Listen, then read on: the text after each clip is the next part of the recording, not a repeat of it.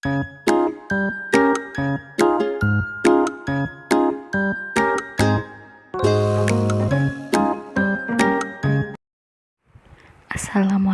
warahmatullahi wabarakatuh. Berjumpa lagi dengan Bu Yulia.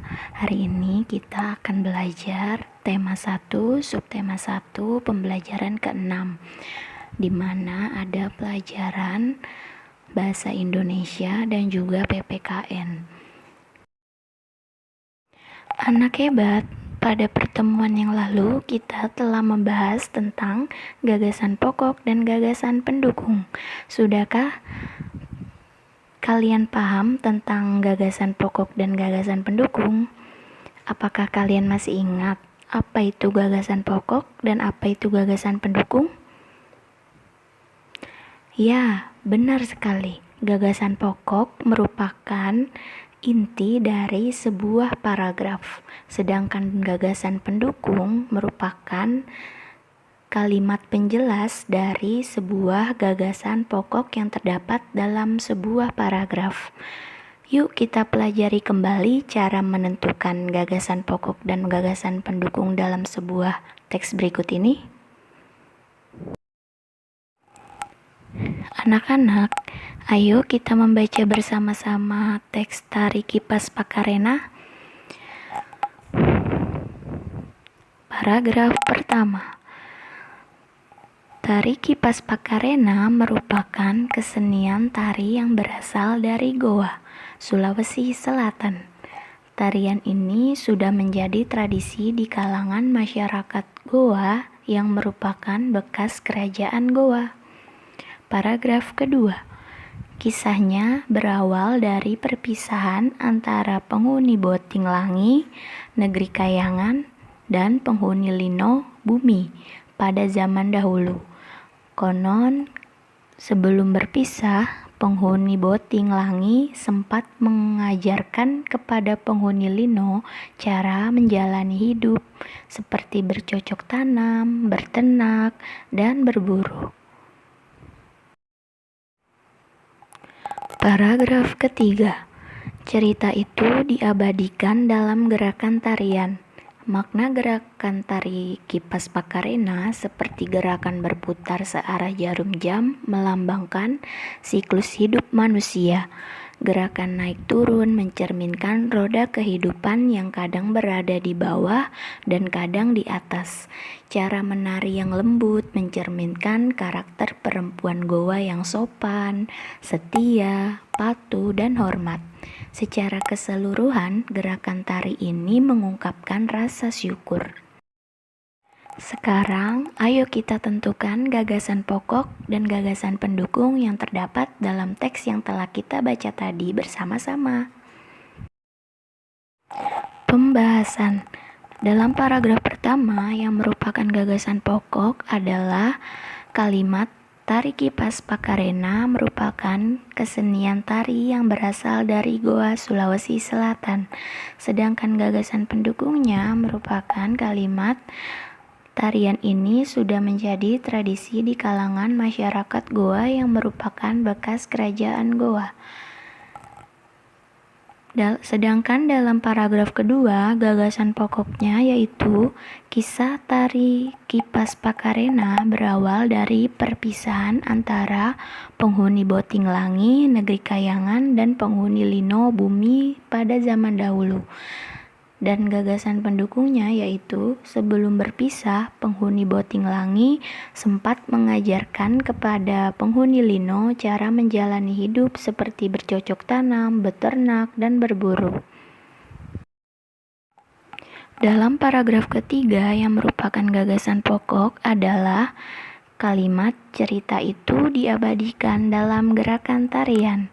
Sedangkan gagasan pendukungnya yaitu pada kalimat kedua, makna gerakan Tari Kipas Pakarena seperti gerakan berputar searah jarum jam melambangkan siklus hidup manusia. Kalimat ketiga, gerakan naik turun mencerminkan roda kehidupan yang kadang berada di bawah dan kadang di atas. Kalimat keempat, cara menari yang lembut mencerminkan karakter perempuan Goa yang sopan, setia, patuh, dan hormat. Dan Kalimat kelima yang merupakan secara keseluruhan gerakan tari ini mengungkapkan rasa syukur. Jadi dalam paragraf ketiga ini, kalimat kedua, ketiga, keempat, dan kelima merupakan gagasan pendukung dari paragraf ketiga yang menjelaskan gagasan pokok atau inti dari cerita paragraf ketiga ini yang menceritakan gerakan tarian Pakarena. Nah, sekarang ayo kita baca bersama-sama teks yang berjudul Suku Minang. Kalian bisa membacanya bersama-sama atau menyimak bacaan Bu Yulia ya. Suku Minang. Suku Minang adalah kelompok etnis yang terdapat di Provinsi Sumatera Barat. Suku Minang sering disebut sebagai orang Padang atau orang Awak. Bahasa daerah suku Minang adalah bahasa Minang. Orang Minang gemar berdagang dan merantau ke daerah lain. Legenda suku Minang yang sangat terkenal adalah Malin Kundang. Suku Minang mempunyai rumah adat yang sangat khas yang disebut rumah gadang.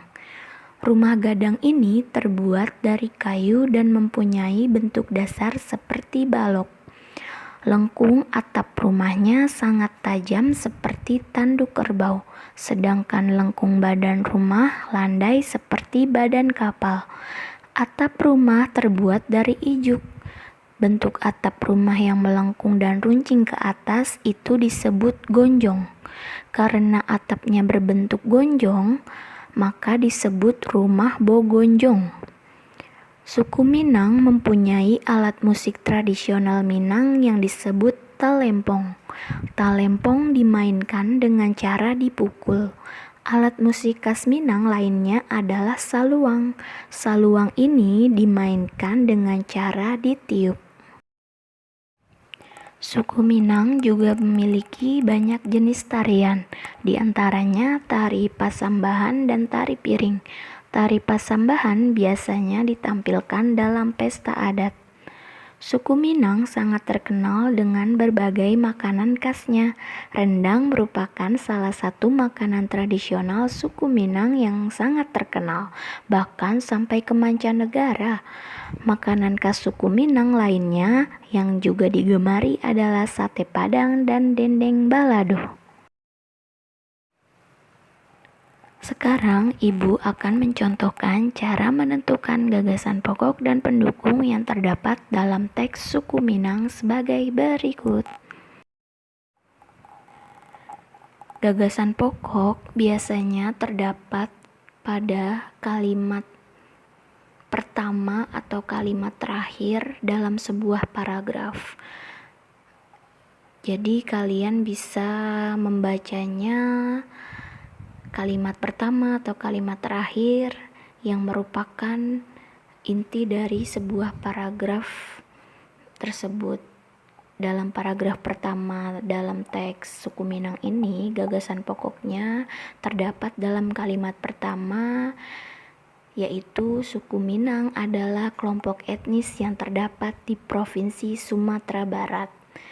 Dan gagasan pendukungnya terdapat dalam kalimat kedua, ketiga, dan keempat, di mana pada kalimat kedua, ketiga, dan keempat ini menjelaskan tentang suku Minang itu seperti apa.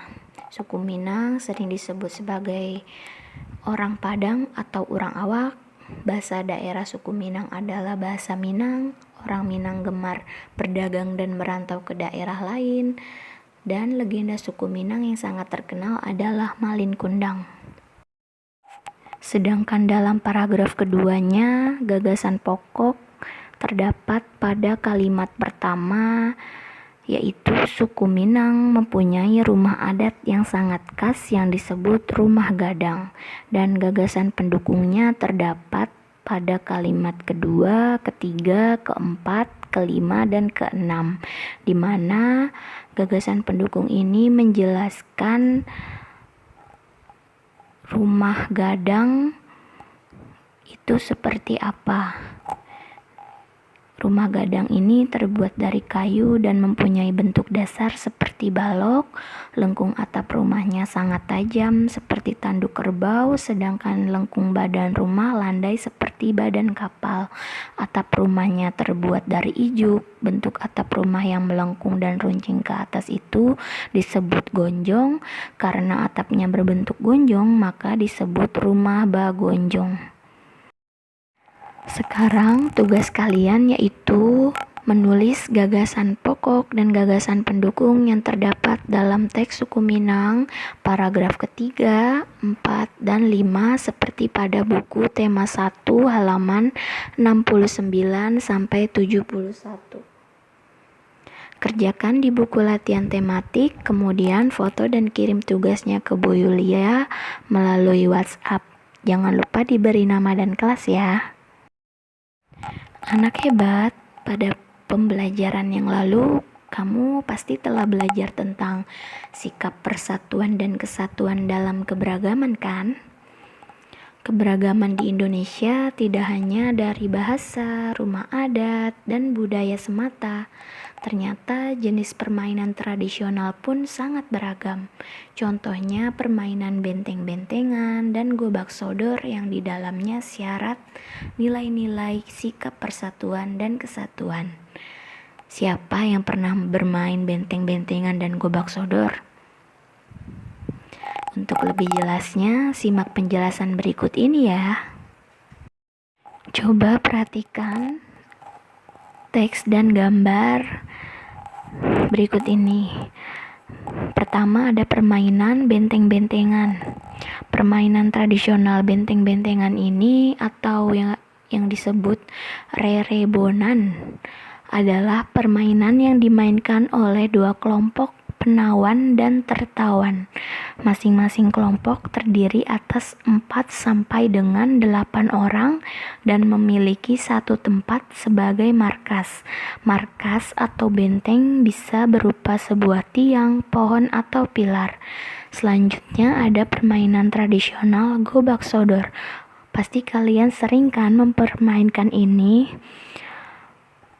Permainan gobak sodor atau galasin dilakukan di lapangan. Arena bermainnya merupakan kotak persegi panjang dan dibagi menjadi beberapa bagian secara horizontal dan vertikal. Tahukah kamu, dalam permainan tradisional tersebut terdapat suatu hal baik yang dapat dipelajari, yaitu melatih kerjasama tim dan bergotong royong. Indonesia memiliki banyak permainan tradisional yang menarik ya anak-anak. Banyaknya jenis permainan tradisional ini menunjukkan keragaman budaya yang harus kita jaga. Indonesia terdiri atas keragaman suku, budaya, agama, dan sosial.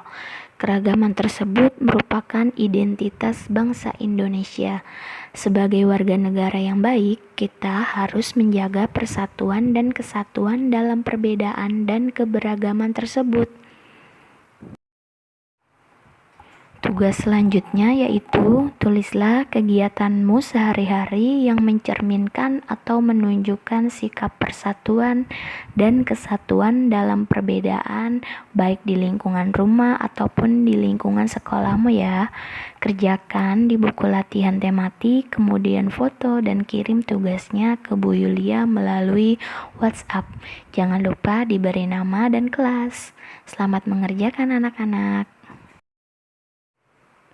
Sekian pembelajaran yang dapat Ibu sampaikan hari ini. Kurang lebihnya mohon maaf. Dan Ibu ucapkan terima kasih kepada ayah, bunda, dan anak-anak kelas 4B yang telah mengikuti pembelajaran hari ini. Sampai jumpa di pembelajaran berikutnya. Wassalamualaikum warahmatullahi wabarakatuh. Sayonara, sayonara, sampai berjumpa pulang.